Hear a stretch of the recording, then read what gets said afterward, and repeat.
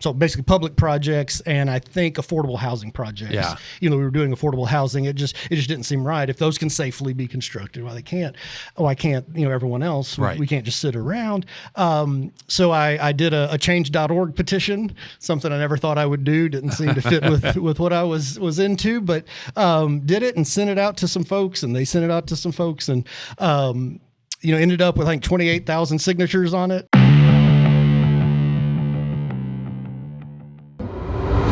All right, we're here at the next episode of the Greater Texas Podcast with linked Glen himself, Glen Hart. Thank you so much for being here. Fantastic to be here. Be on the other side of the microphone. Exactly. I guess, still on the same side of the microphone, right. But in the other seat, I guess. Yeah. Exactly. Thanks for having me. Thanks. Let's start with a little bit of background. So you're from East Texas, is that right? Or I was born here in Austin, and my dad was area manager for McDonald's, for the franchisee that owned all Central Texas McDonald's, and did that for a number of years. Helped start the Ronald McDonald House here in Central Texas back in the early 80s, and then kind of wanted to go out on his own. So got approved and in line for a franchisee, and first one they offered him was in Center, Texas. It is about as far east of Texas as you can get. So you don't want to turn the first one down. So we loaded up the family and moved to East Texas, a town of 5,000 people in 1984 when we got there, and a town of 5,000 people when I left in 1996 to come back to Austin to UT Architecture School. Yeah. Gotcha. So you studied architecture at UT. I did. Yeah. Got just through a kind of a random recommendation from my art teacher that architecture might be a good degree for me. And so I said, okay, and applied and somehow got accepted. And I got an architecture degree from UT. Worked a little bit for a design firm, custom home architect firm here in town, Cornerstone Group Architects. Okay. And that was 2001 or so. A terrible time to graduate from college for an architecture degree. Market was pretty bad. The dot-com bust. So that was right at the time I was graduating law school. And I'll say this: I remember at the time. So I went to law school at Vanderbilt in Nashville, but at the time I started in Houston because you couldn't really get a job in Austin, Texas at the time. There was just nothing, at least in the legal field. I don't know about, No. So we had the career fair in February, and all architecture firms from across the state were there and were looking to hire. And I mean, just between then and follow-up visits to offices at spring break, the market had shifted such that people were like, well, you can come and visit. We'd love to chat with you further, but we're not sure, what our plans are now. Right. And by the time graduation came in May, June, they would ask us, a small school architecture, I think there were 70 of us maybe graduated, so they would ask, or they would say, as you're walking across to get your diploma, they would say what your plans were.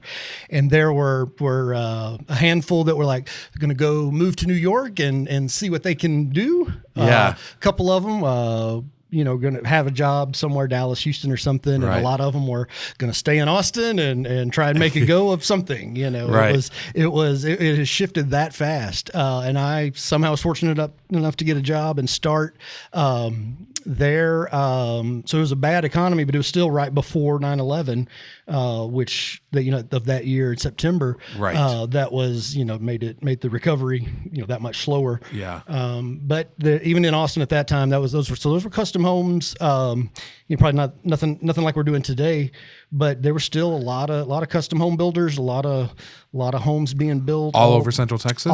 No, so these were mostly they kind of had a niche in actually spec homes, custom homes with builders mostly west Lake on. Yeah. So this was out in Bee Cave. Spanish Oaks was just kind of kicking off. I have to ask you this, just because I'm totally curious about this, because I live on the east side. Was there any of those development going on the east side at that point? Yeah, there was zero. No interest. Yeah. Gotcha. Okay. Yeah. No, and even in central Austin, there weren't any infill builders. There weren't any houses being demoed and big man. It just, I think just the supply with the demand wasn't there. Right. So we weren't tearing down building, big mega mansions in central Austin. They were all new, where people wanted the land, wanted the space out west. Gotcha. Interesting. All right. So now you are the director of business development for Broaddus. Is that Yeah, Broaddus Construction. Yeah, right. Yeah. Tell us about that. Yeah, so been there about 2 years.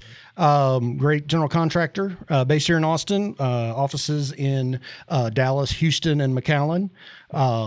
A majority of our work is multifamily, stick frame, affordable and market rate. A lot of tax credit work and HUD finance projects, some market rate. Also a little bit of aviation and healthcare. So be a business development marketing forum. So anything from networking to, project pursuits and proposals, just general brand recognition, marketing, sponsorships, conferences, things like that. Spend a lot of time on LinkedIn, as you made reference to. Yeah, exactly. So that really. How did you get started on LinkedIn? It just seemed like a way to differentiate yourselves, and as a business developer, I found myself going to all these luncheons, the RECA luncheons, ULI breakfasts, and everything, and just with the idea of getting in front of people, the networking portion of the event, and then. You had to stick around for the luncheon and the rubber chicken and the green beans. And so LinkedIn really, it just presented itself as an option it was, one way networking, but to get in front of a lot of those same people you're trying to stay in front of and just have that name recognition and, face recognition of. I just have had this passion for Austin and just study every aspect of it, whether it pertains to, my day job or not. Just really, really like hearing about what all is going on, trying to understand the politics of it and how it all functions, whether it's something I'm directly involved in or not. It probably is something that somebody I'm trying to get in front of cares about or have a conversation about. And it's just a good topic, right? It's just something that's important to this town. Yeah, absolutely.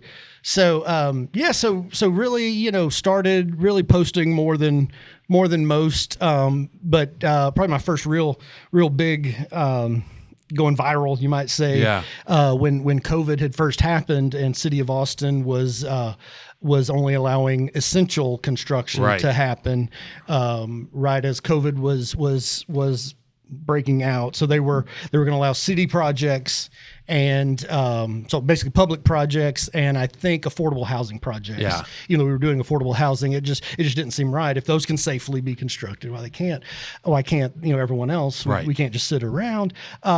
So I did a change.org petition, something I never thought I would do. Didn't seem to fit with what I was into, but did it and sent it out to some folks, and they sent it out to some folks, and ended up with like 28,000 signatures on it. At the end of the day, the Governor Abbott stepped in and made it declared. But I'd like to think I had a small hand in it. That was so. I probably sent that out on a Friday morning, and by Monday morning, I'm like, oh God, what? I didn't run this. You got that many by Monday? No. It had taken off over the weekend, and gotcha. I was like, oh God, I'm not sure what my boss might. I didn't know, but showed it to him. He's like, no, that's awesome. We got to be out there.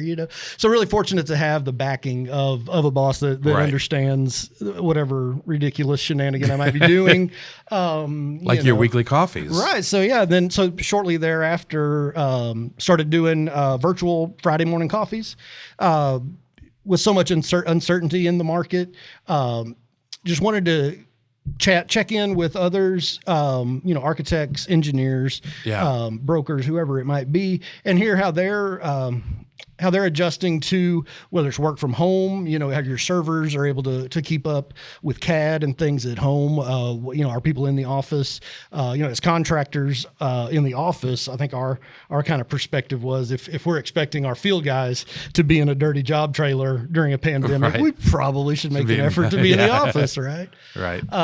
So had those started virtually, and it kind of quickly devolved into just complaining about masks or whatever the topic of the day was. And so when they kind of opened up back, I guess in June, opened up for restaurants and things, started having it first at Radio Coffee, and then I guess in that October, Easy Tiger opened up on South Lamar, and had it every Friday there since. So coming up on about 3 years. Great. I've been there. It's great. Yeah. And then tell us about your podcast, because you're so BoomATX podcast. I kind of pitch it as interesting Austinites doing interesting things. Started it with a good friend of mine, Lee Schneideker. We didn't know each other before, but he had a podcast studio and wanted to do a podcast. And we connected on LinkedIn, and he roped me in with the promise of free tickets to the first Austin FC soccer match. And I was like, okay, I'll come check it out. Yeah. And so we started kicking around the idea of biweekly, monthly Austin real estate update, kind of show podcast, and quickly realized that doesn't, it kind of gets dated as soon as you release it. Nobody's gonna go back and watch any sort of as much news of events or what's going on. So we got our first guest, Jim Young, friend of yours as well. Buddy, yeah. He was kind enough to be our first guest, and quickly realized, this is going to go a lot better if we have guests and are able to kind of use their network and build on it and bring interest in. And starting from the first episode, had different guests on. So we've had, like I said, Jim was the first one. We've had Mayor Watson on twice leading up to the election. Aaron Franklin. Chet Garner, just released an episode with him, the Texas Day Tripper, fantastic guest. We're approaching 40 episods now. That's awesome. For about Congratulations. About 2 years. Yeah. Awesome. All right. Well, let's talk about what we're facing in Texas here.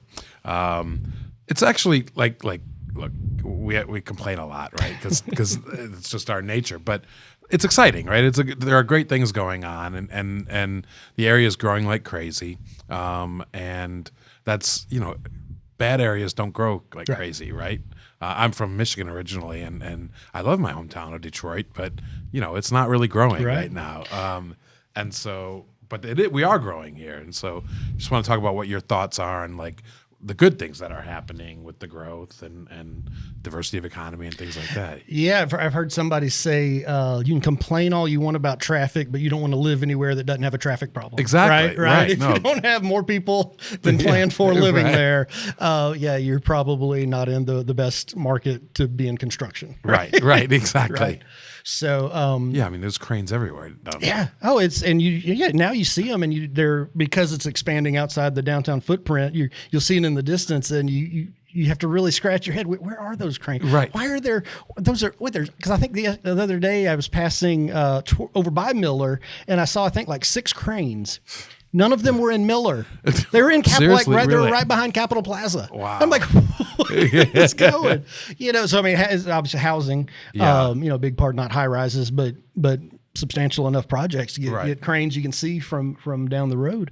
Austin's always had the reputation for the last 20 years. We pride ourselves on the last one into the recession, the first one out. It's hard to tell this time. I feel like we're in a different place than we had before, where Austin's, grown 3%, 4%, whatever a year, and it's kind of tracks like this. And over COVID, we did like this. Right. We did the hockey stick. So now we have room to fall, especially, in housing prices and things. Whereas before, we weren't anywhere near the top at evaluations for, average home price and things. And, right. So now it'll be interesting to see, how we fare, because we're not competing with San Francisco or New York as much as we're competing with Dallas, Houston, and Austin. The corporations are looking to relocate. They're like, we want to leave the coast, and I hear Texas is good. Here's some friendly tax implications, and I hear good things about Austin. And whereas before, we can move to Austin. I hear it's really good. Everybody wants to move there. Our people can afford a house, and now depending on the company, they might not be able to afford that house. That's not rent. So Dallas, I hear things about Dallas. They're still 40%. 30% cheaper. Yeah. That's, I feel that's kind of our check, because just because Austin's cool factor will get us a long way. Right. But it's hard to overcome, like I say, 40% higher housing prices. And you mentioned that, okay, we have some room to fall now in housing, but I don't think it's going to fall tremendously. Maybe you disagree. No, I don't. And it's, it's weird. It's not going to fall 30%. No, but at the same time, it's whatever this new world we're in. Right. It seems like you can never look at recent history and say, oh, well, that's what's going to happen, because not a lot makes as much sense as it used to, you know?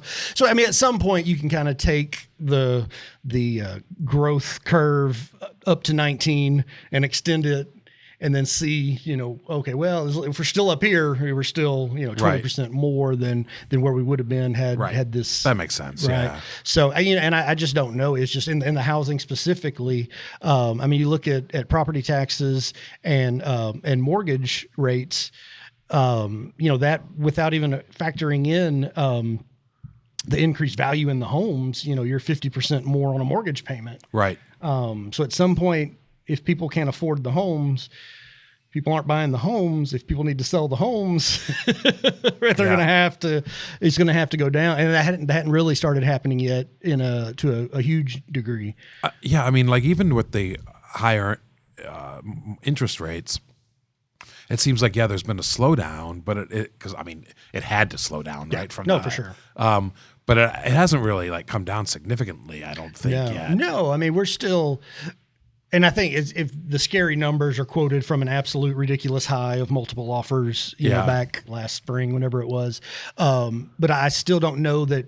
I think part of it is now you don't have to sell your home. Nobody wants to move out of Austin, right? Right. So if you're in your home and have been there a number of years, you have a 3% mortgage, you know, even if you would like a larger home, you're probably not moving. So those houses aren't hitting the market to have to be. So the ones that are coming onto the market, I feel are, you know, they're people are needing to move, whether it's for family or you know, job relocation.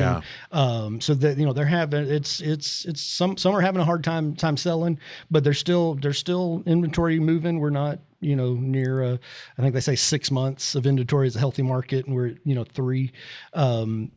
So I mean, it's still positive, right? But most will compare it to the previous, and it shows a lot worse than it was. Yeah, but I mean, that was unsustainable, right? Oh, absolutely. Yeah, and everybody said that. Yeah, exactly. But now they kind of freak out. Some of the other positive things you really think Elon Musk is going to make a positive change development in this market, right? Oh, I mean, I think he already has. He discovered Southeast Travis County in 130. Before him. Right. I mean, it is fascinating to look at the interest of development along there, you know, all the way out to the airport. It's also amazing how fast he's putting his stuff up. No, absolutely. I mean, you look at, he's up and manufacturing, you know, 1 million cars this year, and nobody else has even completed a project from that they started when he announced, right? I mean, his speed to market, I mean, it's incredible. And the interest is out there. Like I said, all the way from Georgetown, you know, to Kyle, 130-45, you know, Lockhart, Seguin. You know, there are challenges out there. You know, I always point to the COTA, Circuit of the Americas. Yeah. They're in their 11th year of racing, probably, you know, 14 years since it was announced. There was kind of a land rush out there, people wanting to buy up pasture farmland all around it. I don't know why. I don't know what they thought was going to happen. You know, but here we are, 11th year of the race, and we don't even have really major roads completed to the track. Yeah, you know? right. That's true. So, you know, the development hasn't happened around it. And kind of the same thing along 130. There's this mad rush for any property you can find out there. Right. But 130 was developed kind of as a racetrack itself, you know, the highest speed limit in the country, 85 miles an hour, just for people to go. They didn't plan frontage roads, exits, on-ramps. So there's only a handful of developable intersections where you can actually get off 130. And otherwise, you're going to have to come back around from the backside and go, you know, miles round trip to be able to get to. And with industrial projects, trying to get 18-wheeler access on little farm-to-market roads, country roads, it's going to be challenging. So while the land's there, I think he's going to be, I don't know how much we're going to see right around him really popping up in the short term till we can get some infrastructure out there. And a couple things I wanted to talk about him. One is I read yesterday or today about he's thinking about building his own town. Basically, is this? Have you followed this? I love these stories. Yeah. I love these stories because they're based on nothing. So 2 months ago, I guess it came out that he had filed some permits for housing out in Bastrop County at his boring company. Right. Property out there right on the Colorado River, and I think it's 100 homes maybe. Lennar was going to be the builder. It was going to be corporate housing, single family homes, nothing creative, no 3D printing, I don't believe is involved. And for whatever reason, the Wall Street Journal picks it up 2 months later and has these quotes in there that I'm sure are just jokes like, ooh, if we're going to do a town, we're going to have a mayor. So then it's, they're working towards a mayoral election. Right. So Glen has thrown his hat in the ring to be mayor of Snailbrook. And for him to incorporate would essentially be him giving him the power to tax himself. So I think he's pretty efficient. I think he would cut out the middleman, right? And just pay for infrastructure himself. But no, it is. I mean, it's interesting, and you're now seeing a lot more, whether it's public or private, seeing the need for employee housing as their employees are getting priced out. So he has that going on. You look at his Giga Texas site. He's now up to, I think, 3,500 acres, and the factory, I think, is only on like 300 acres, 350 acres. So obviously he's got plans bought for that. more, right. and has some kind of idea. We don't know, but I would assume housing there would make sense, because I saw an article. They're busing in workers from Killeen. They have a shuttle. I mean, that's a pretty good round trip. Yeah, right? exactly. But, on a chartered bus, you can catch a nap or whatever. But the difficulties are there for factory workers. AISD is looking at teacher housing development. Pflugerville passed a bond for specific teacher housing as well. This is my whole theory on the return of the company town. It's coming back, and it's not just my theory, but you see it all over the place now. With out in California with Amazon and Apple or Google or whatever, and then here you're starting to see these things where people need to, their employees can't afford to buy housing, so they're providing subsidized housing. I think it's fascinating. I thought before Meta backed out of their deal downtown here, I thought they should have just leased the housing there and just not for employee housing. The whole tower. Yeah, exactly. Yeah, but I guess that's too expensive. Might be a little One thing I don't know, and I'm really curious about this. Maybe you do. I'll make something up. Yeah, right. Exactly. That's what I figured. So you're going to see some Project Connect information tonight. Yeah. We're building trains and buses and all of this stuff. Musk has this boring company. Yeah. Should we be looking into that, what he's doing? We should be encouraging it and allowing him to do it. That's the beauty. It's some reason the city and public entities are all for all options until it's not their option, right? So the whole Project Connects was, we need, even if you're not going to ride the train, we need options. We need all the options on the table, all the tools in the toolbox, right? So he has a permit in for a tunnel from Rainy Street to St. David's, 31st and Red River. I think he's. Why those locations? Do you know? I think just that spine it just has the most potential for density, because it's not a mass transit. It is specific. So it's underground tunnels. Okay. That you can get off, stop, and currently you're just riding in Teslas that are driven by humans. The idea would be they would be a smaller shuttle that would be autonomous and go down and stop at whichever stop you want to, without having traffic and having to get stoplights and pedestrians and things.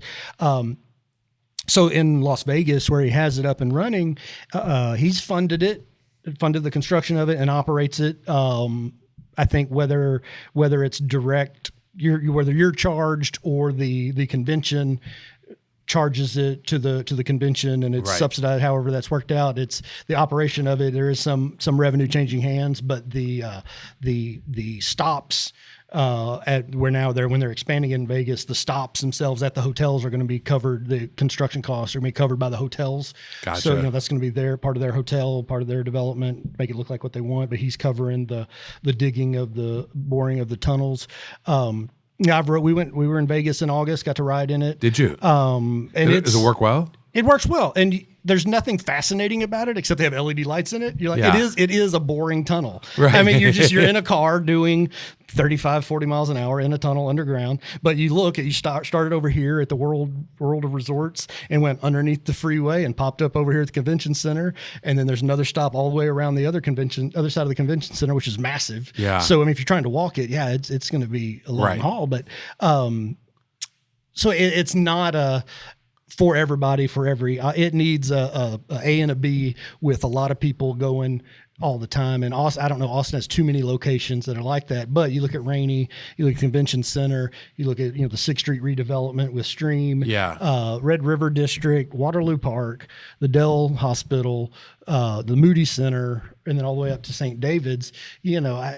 That probably makes the most sense for traffic when that's all built out that we probably have. I mean, the soccer stadium, that traffic's just 17 times a year or whatever it is for a game. Yes, but I am one of those that is going to that. So I would. Yeah, right. And it's good. It's there when you need it, but it's not a Monday through Friday. No, that's right. Weekends deal. Yeah. And I think they're putting a train station out there. Anyway, it's under construction. Yeah.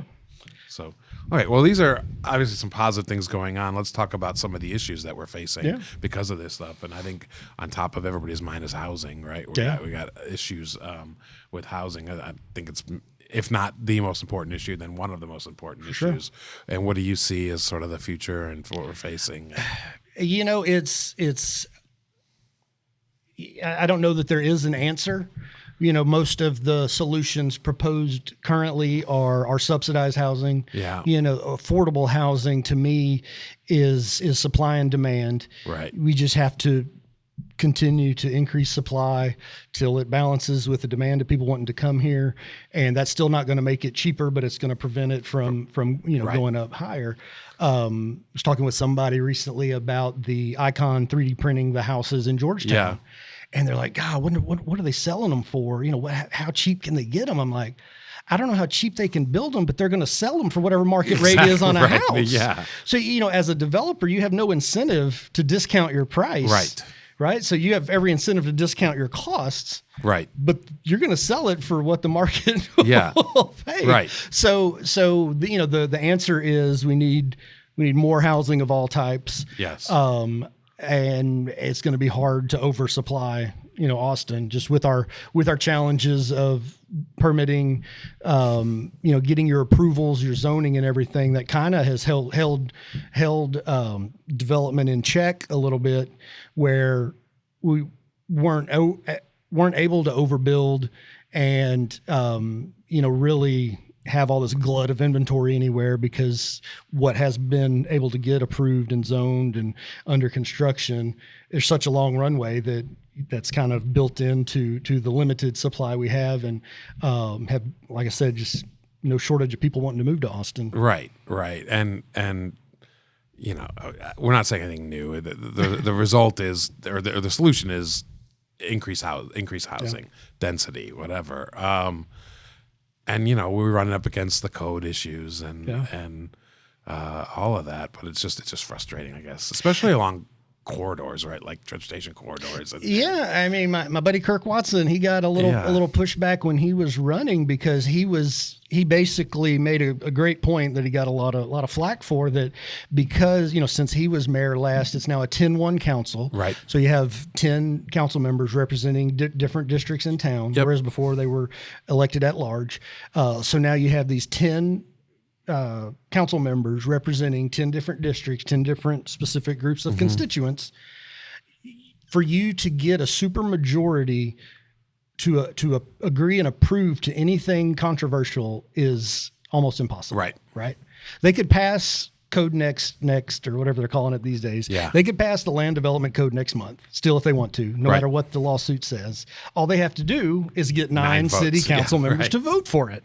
Which closer now after the election. Which I think is reasonable. Yeah. If you're doing something as massive as rewriting Right. the whole land code for Austin, maybe you should be able to get 9 of 11 voters to agree this is what we need. Yeah. You know? So he was pitching the idea of looking at corridors or different districts to be able to do their own within that district, you know, and pitch it as they would get some sort of bonus of the increased tax structure or something where the other ones weren't maybe penalized, but they wouldn't participate in the upside. I don't know. Right. But I mean, that's looking at solutions where, okay, maybe that's a better way to do it. Because that lawsuit's not going away anytime soon, right? Like, I mean, it's settled. It's done. Yeah, right.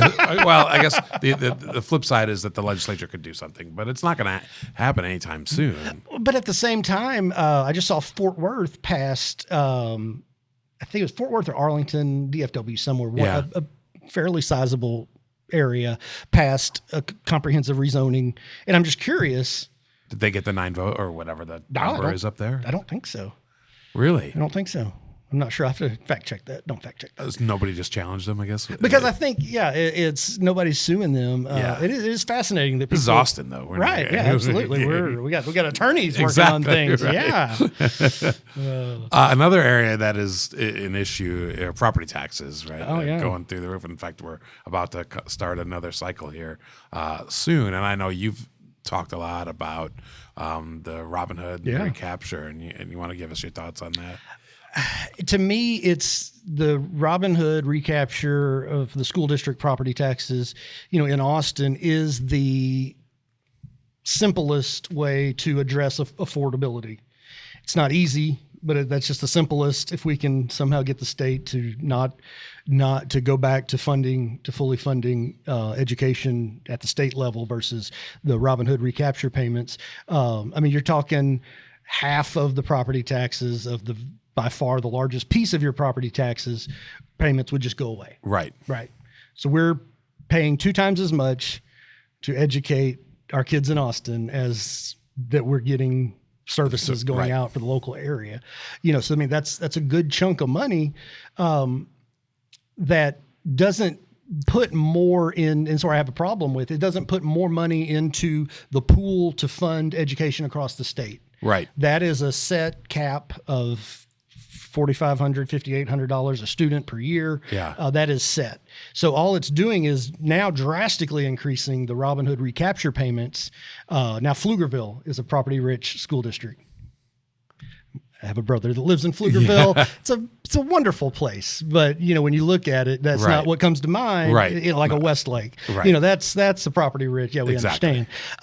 So you're looking at now this bigger. Everybody's paying in to the recapture fund to the state level, and it's just reducing the amount the state then has to come behind and to make whole for all the school district funding. Right.